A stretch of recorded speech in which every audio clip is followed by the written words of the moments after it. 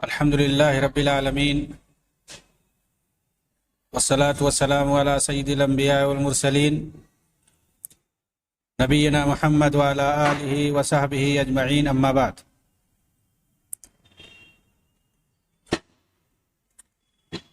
رب اشرح لی صدری ویسر لی امری واحلل عقدۃ من لسانی یفقہوا قولی۔ محترم ناظرین کرام، احباب گرامی اور دیگر سامعین،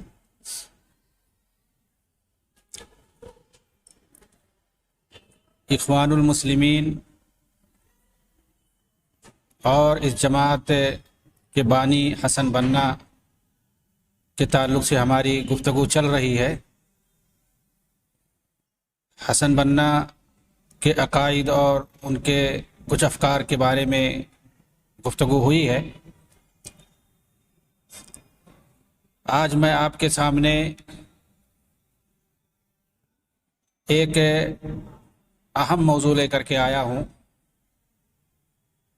جسے اخوان المسلمون سے ریلیٹڈ تمام حضرات ابھارتے رہتے ہیں ہمیشہ، اور وہ ملوکیت کا مسئلہ ہے۔ ہم آج دیکھیں گے کہ اخوان المسلمون کے بانی حسن بننا اور اس طرح کے افکار رکھنے والے دوسروں کا کیا نظریہ اس تعلق سے، اور ملوکیت کو جس طرح سے بدنام کیا جاتا ہے، کیا واقعی اس قدر مذموم ہے، یا یہ کہ مذہب اسلام کے اندر ملوکیت کی کیا حیثیت ہے۔ ہمیں قرآن اور حدیث کی روشنی میں کچھ رہنمائی ملتی ہے یا نہیں ملتی ہے۔ آخر اسلام نے ہمیں ساری چیزیں بتلائی ہیں، تو کیا طرز حکمرانی بھی اللہ رب العالمین نے ہمیں بتلائی ہے۔ نبی اکرم صلی اللہ علیہ وسلم کے دور کو اور اس کے بعد صحابہ کرام کے دور کو، جو ہمارے لیے اسوہ اور نمونہ ہے، ان لوگوں نے جس طرح سے دین کی تبلیغ کی، جس طرح سے رعایا کا خیال کیا، آخر ان لوگوں نے کس طرح کی سیاست اپنائی، ان کی طرز حکمرانی آخر کس طرح سے تھی۔ خلافت، ملوکیت، جمہوریت یا ڈکٹیٹرشپ، فوجی نظام، کون سی طرز حکمرانی تھی جو انہوں نے اپنا رکھی تھی۔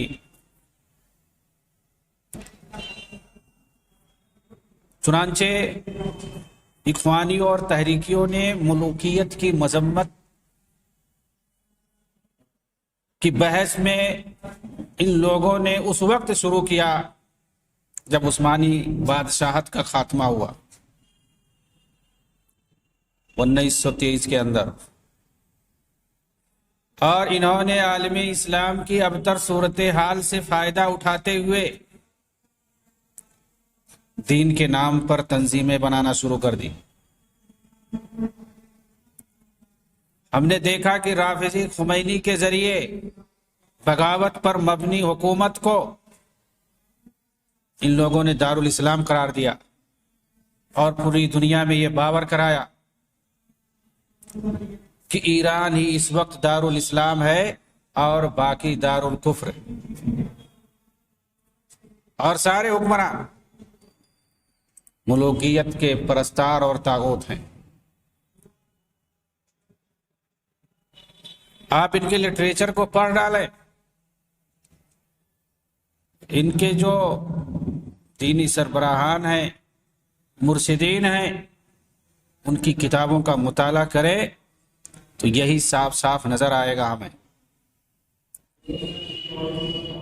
یہ بادشاہت اور ملوکیت کی مخالفت میں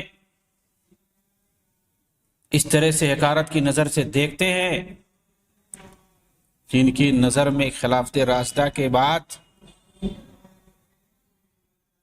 بنو امیہ سے لے کر کے آج تک پوری مسلم دنیا جاہلیت کی زندگی گزار رہی ہے۔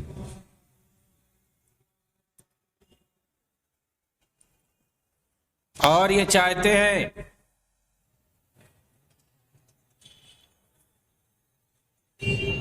اسی اپنے مخصوص نقطۂ نظر کو لے کر کے کہ کس طرح سے حکومت کو حاصل کیا جائے،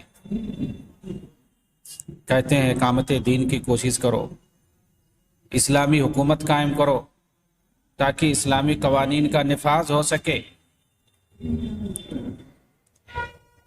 انبیاء کے مشن پر اور ان کی زندگی کا یہ مطالعہ نہیں کرتے ہیں۔ صحابہ کرام نے اور بعد میں سلف صالحین نے کیا طریقہ اختیار کیا، چاہے انبیاء ہوں، صحابہ ہوں، سلف صالحین ہوں، قرآن کے اندر جہاں اقامت دین کا لفظ آیا ہے، ان لوگوں نے آخر اس سے کیا سمجھا؟ کیا کسی نے اقامت دین کا مطلب یہ سمجھا کہ حکومت قائم کرنے کے لیے اللہ نے کہا ہے؟ آخر قرآن میں جہاں پر یہ حکم ہے کہ دین کو قائم کرو اور آپس میں اختلاف نہ کرو، وہاں اقامت دین سے آخر کیا چیز مراد ہے؟ کیا اتحاد اور توحید نہیں مراد ہے؟ اور شرک میں مبتلا ہونے اور اختلاف میں مبتلا ہونے سے نہیں منع کیا گیا ہے؟ صحابہ کرام نے آخر کیا سمجھا؟ لیکن یہ عوام کو بیوقوف بنا کے سمجھانا کیا چاہتے ہیں؟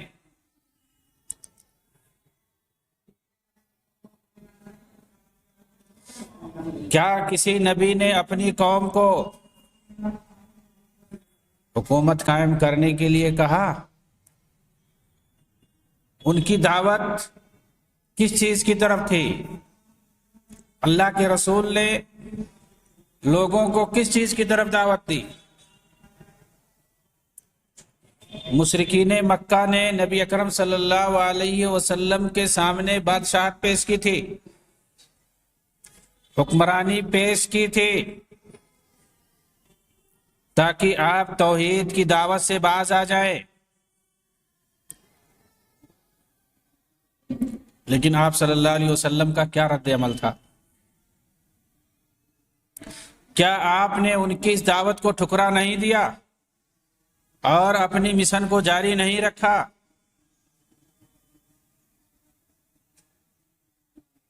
اگر یہی مقصد ہوتا ہے اقامت دین سے،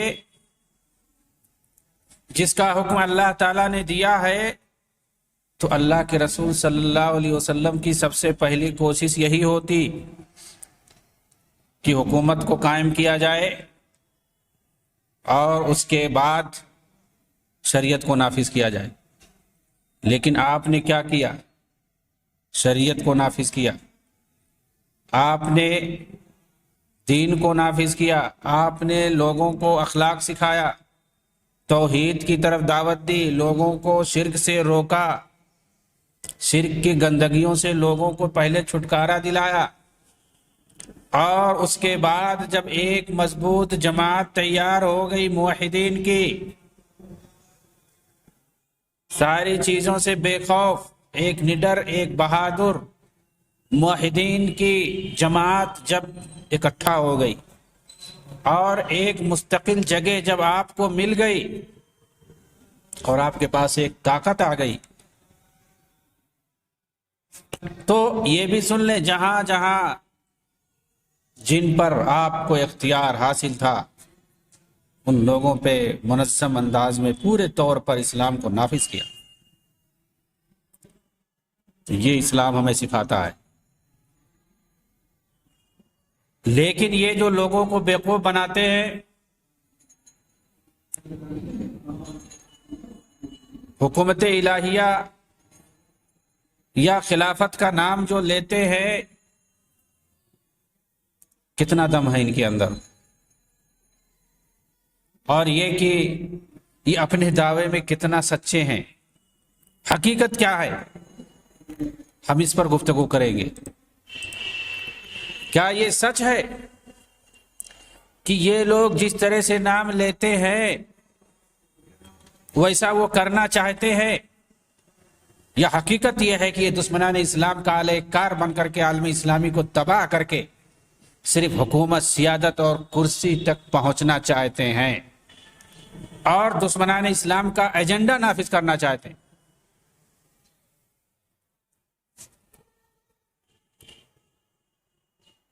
چنانچہ ہم سب سے پہلی پوائنٹ یہ بات کریں گے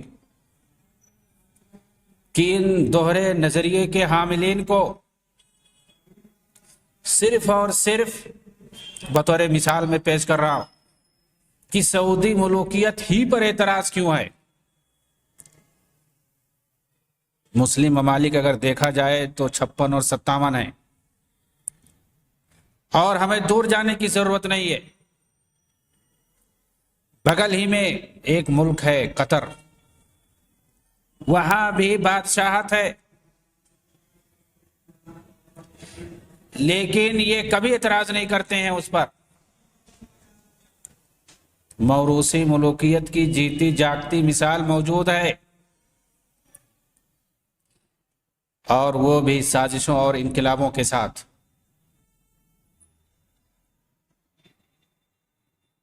کیا محض اس لیے اس کا یہ نام نہیں لیتے ہیں کہ وہ ان کی سرپرستی کرتا ہے اور ان کے پیر و مرشد کا وہ ٹھکانہ بنا ہوا ہے؟ آخر ایک صحیح اور دوسرا غلط کیوں کر ہو سکتا ہے؟ کیا یہ ہوائے نفس کی پرستش نہیں ہے؟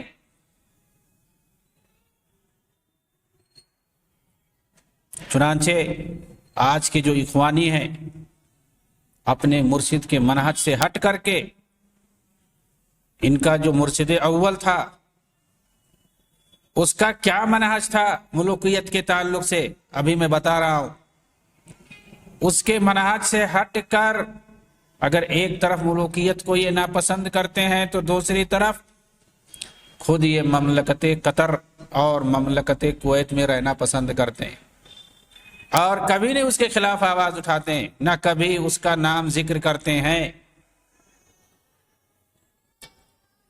بلکہ انہوں نے اپنا سیاسی ہیڈ کوارٹر مملکت برطانیہ میں بنا رکھا ہے،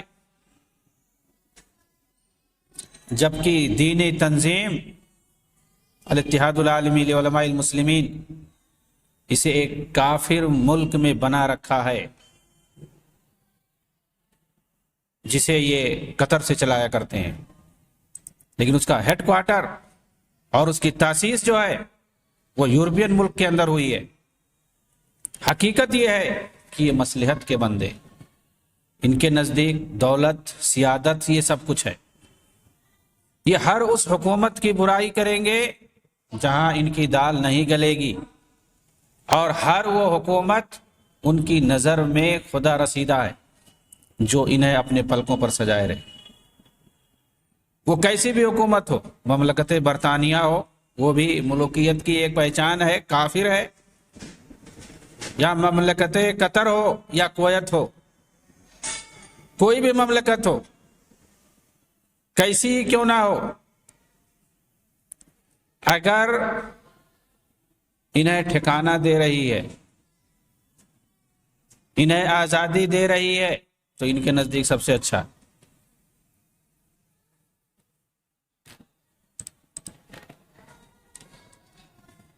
دوسری پوائنٹ پہ آتے ہیں کہ یہ لوگ وراثت کی بنیاد پر سعودی ملوکیت ہی نہیں، اموی ملوکیت کی بھی مخالفت کرتے ہیں، مذمت کرتے ہیں۔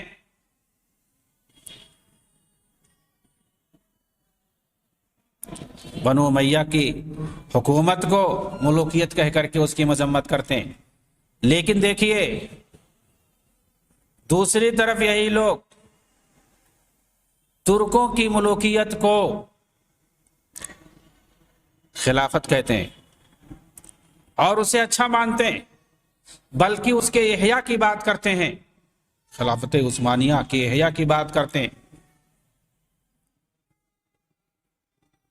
چنانچہ حسن بنا وغیرہ کا مقصد یہی تھا کہ کمال اتاترک نے جس ترکی خلافت کی چادر کو تار تار کر کے ایک خلا پیدا کر دیا ہے اسے پورا کرنا چاہیے، یہی پرچار کرتے تھے۔ سوال یہ ہے کہ جس ترکی سلطنت کی احیاء کی بات یہ کر رہے ہیں، کیا وہ موروثی ملوکیت نہیں تھی؟ آخر 500 سالوں تک انہوں نے حکومت کو اپنے علاوہ کیا دوسری نسل میں منتقل کیا؟ موروثیت کے ساتھ ساتھ اگر دینی اعتبار سے دیکھا جائے تو کیا شرک و بدعت، خرافات، مزارات کا جمگھٹا نہیں تھا؟ وہ عالم اسلام کے اندر شرک و بدعت اور شرکیہ مزارات کو جتنا ترکوں نے پھیلایا اور کسی حکومت نے نہیں پھیلایا۔ سعودی ملوکیت کی بات کرتے ہیں، سعودی ملوکیت چھوڑیے، بنو امیہ کی ملوکیت کی یہ برائی کرتے ہیں، جو کہ صحابہ کا دور ہے، تابعین اور تبع تابعین کا دور ہے، خیر القرون کا زمانہ ہے۔ بنو امیہ کا پورا دور خیر القرون کا زمانہ ہے، اس کی یہ لوگ مذمت کرتے ہیں جہاں شرک و بدعت اور خرافات کا نام نہیں ہے۔ جتنے خلفاء ہیں سب موحد ہیں، حتیٰ کہ تقلید بھی نہیں اس وقت پائی جاتی تھی، جو بنو عباسیہ کے اندر بہت بعد میں آیا۔ تقلید سے بھی پاک تھے، شرک سے پاک تھے، بدعت و خرافات اور مزار پرستی سے بالکل پاک تھے، رفض و تشیع سے پاک تھے۔ ان کی یہ لوگ برائی کرتے ہیں، لیکن ترکی حکومت کو یہ لوگ خلافت کہتے ہیں اور اس کے احیاء کی بات کرتے ہیں۔ یہ لوگ خلافت قائم کریں گے جو ترکی جیسی حکومت لانا چاہتے ہیں۔ شرک و بدعت کا جو جمگھٹا تھا، اور کیا وہ موروثی حکومت بادشاہت نہیں تھی؟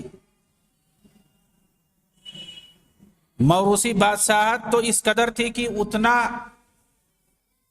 اتنی موروثیت اور کسی پچھلے حکومت کے اندر نہیں پائی جاتی تھی۔ زیادہ کچھ نہ کہتے ہوئے صرف اتنا بتاؤں گا کہ یہ لوگ تاکہ میرے بعد میری ہی نسل میں حکومت باقی رہے، حتیٰ کہ دوسرے بھائی کے نسل میں نہ چلا جائے، یہ ہر آنے والے بادشاہ کو اختیار دیا گیا تھا محمد ثانی کے ذریعے سے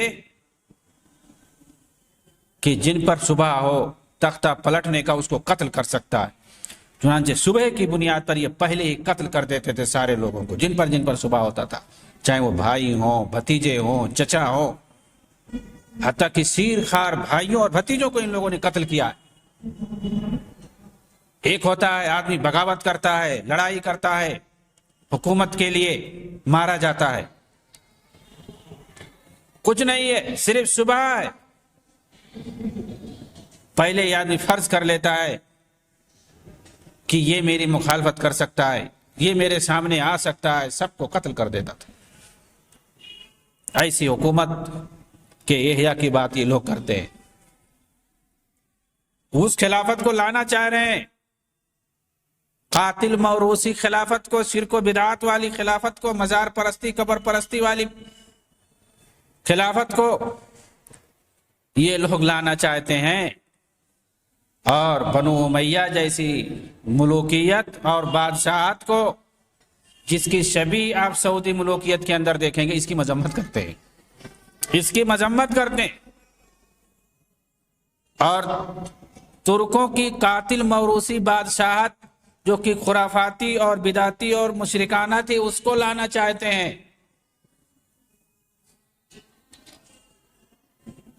تو یہ ان کی دوغلی پالیسی ہے۔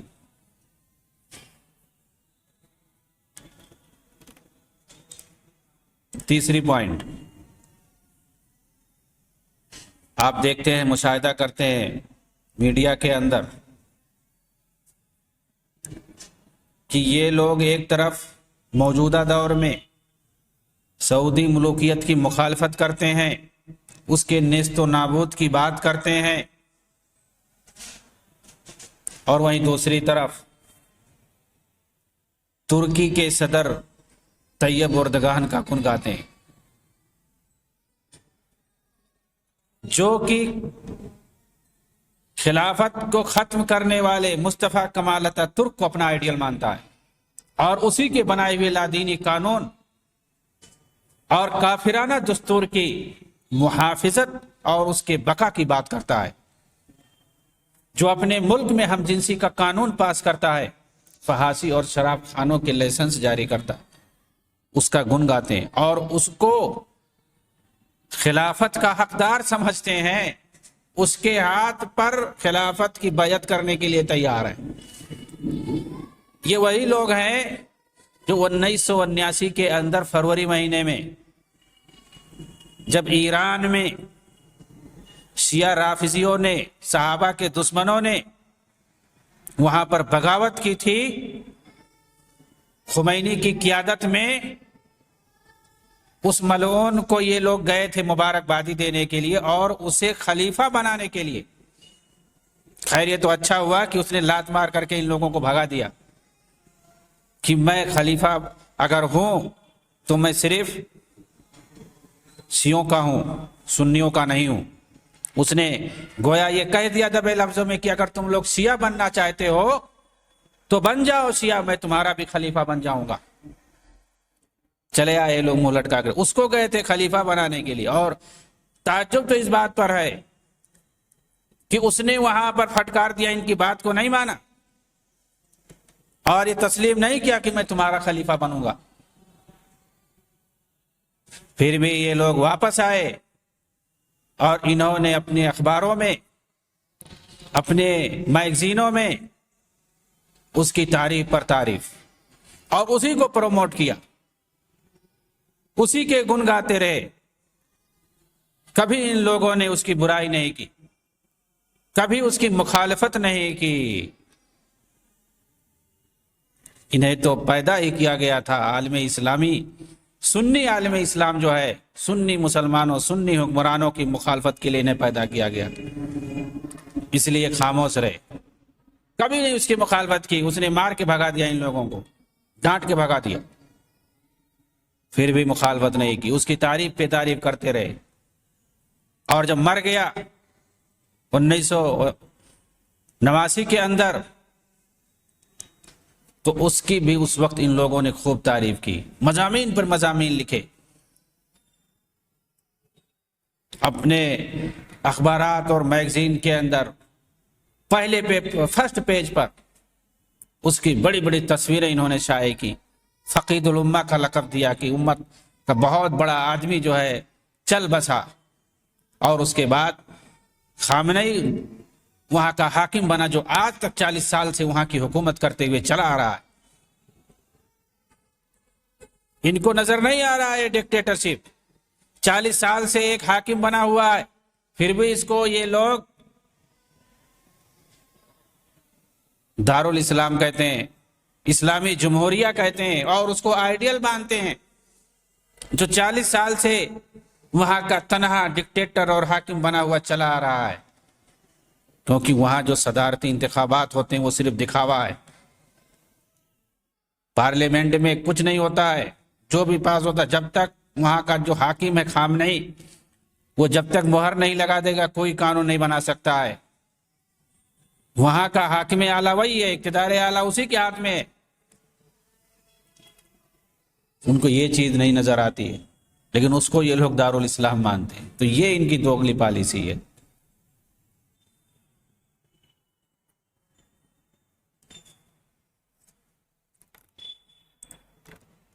پانچویں پوائنٹ، یہ خلافت کا نام لے کر کے حکومت الہیہ کا نام لے کر کے، ولایت الفقیہ کا نام لے کر کے، یہ سب ایک ہی ہے۔ انہوں نے کئی جگہوں پر کئی ملکوں میں حکومت قائم کی ہے، عوام کو بیوقوف بنا کر کے کہ ہماری حکومت آئے گی، ہم شریعت نافذ کریں گے، الاسلام هو الحل کا نعرہ لگایا ان لوگوں نے۔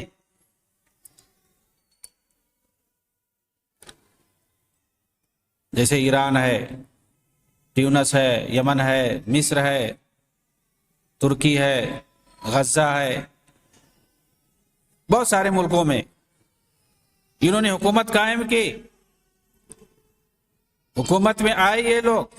لیکن سوال یہ ہے کہ ان قیادت اور سیادت اور کرسی کے بھوکے اخوانیوں نے ان تمام ملکوں کے اندر کیا کہیں پر اسلامی شریعت اور حدود اور قصاص کا نفاذ کیا؟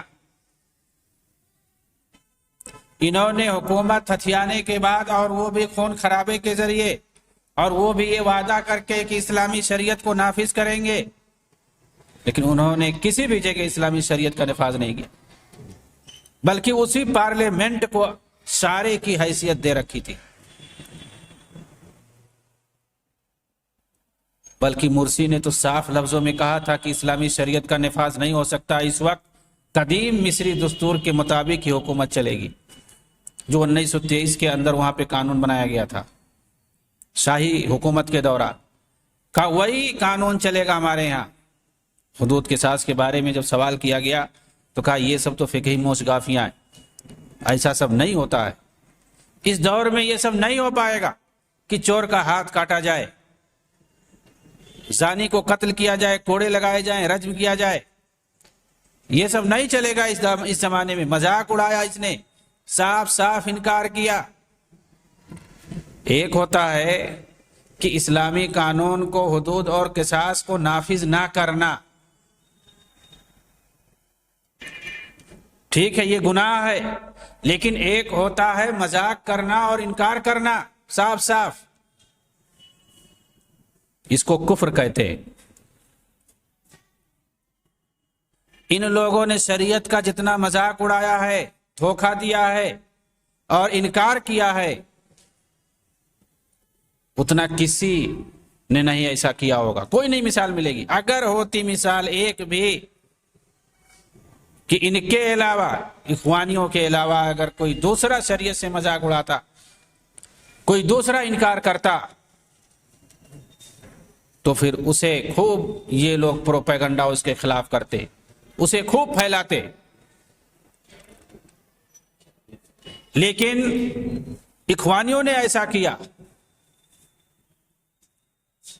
ڈیموکریسی اور پارلیمنٹ کو نافذ کرنے کی بات کہی، شریعت کے نفاذ کا انکار کیا، تطبیق شریعت پر حریت اور آزادی کو انہوں نے فوقیت دی، اور صاف صاف انہوں نے اپنی زبانوں سے کہا۔ لیکن انہیں سب سے بڑا عالم مانتے ہیں، سب سے بڑا امام مانتے ہیں یہ لوگ، حالانکہ شریعت کا انکار کرنے والا کافر ہے۔ نفاذ شریعت کا کوئی انکار کرے وہ کافر ہے، لیکن اگر کوئی نافذ نہیں کرتا لیکن انکار نہیں کرتا ہے، اس کو ہم کہہ سکتے ہیں گنہگار ہے، گناہ کبیرہ کا مرتکب ہے، لیکن اس کو کافر یا طاغوت نہیں کہہ سکتے۔ طاغوت تو وہ ہے جو شریعت کا انکار کرے، مذاق اڑائے اور غیر شرعی قوانین کے مطابق وہ عمل کرے، اور ساتھ ہی شریعت کا مذاق اڑائے، اس کا انکار کرے، اور اپنے بنائے ہوئے قانون کو وہ فوق تر سمجھے اور اسی کو نافذ کرے۔ یہ ساری چیزیں ان کے یہاں پائی جاتی ہیں، لیکن پھر بھی ان کو سب سے اچھا یہ لوگ مانتے ہیں، امام مانتے ہیں، شہید مانتے ہیں، خلیفہ مانتے ہیں۔ لیکن جو دوسرے ہیں مسلم حکمران، میں نہیں سمجھتا کسی نے اس طرح سے انکار کیا ہو صاف صاف، اور کسی نے یہ کہا ہو کہ شریعت سے بہتر ہے آزادی، جو آزاد قانون بنایا جائے اس کو بہتر ہے۔ کسی نے مذاق اڑایا ہو حدود اور قصاص کا کہ اس زمانے میں یہ سب چلنے والے نہیں ہیں،